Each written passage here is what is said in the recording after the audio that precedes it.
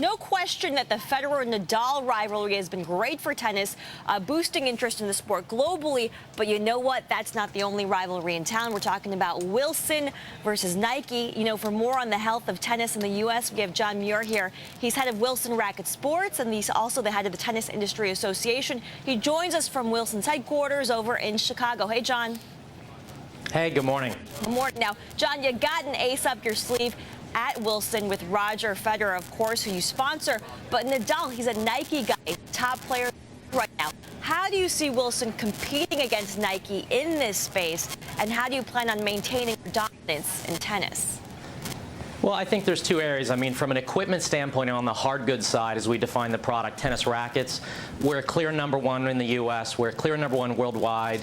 Nike doesn't even compete in that space. I think on the soft goods side, which is really the apparel footwear, that where Nike is dominant, you know, for us, we're really someone that's in a growth mode. We're growing quite a bit.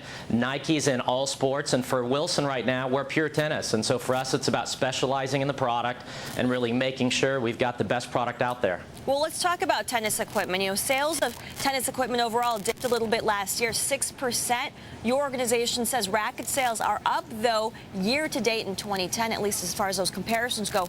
Is it sustainable? I think so. I mean, we certainly saw a dip in 2009, like everyone, with the economic impact in the U.S. But this year, we've seen month-over-month growth versus last year. Tennis rackets, which are an indicator of people wanting to obviously purchase, get out and play more, up 19% in wholesale shipments through Q1.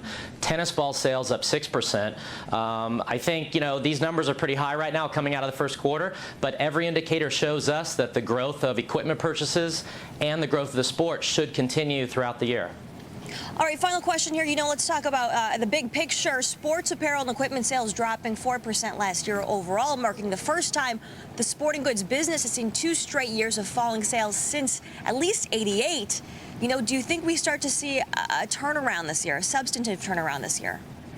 I think so. I mean, tennis has really been on a growth streak as a sport. I mean, since 2000, tennis is up 43% in participation. It's the fastest growing traditional sport in America.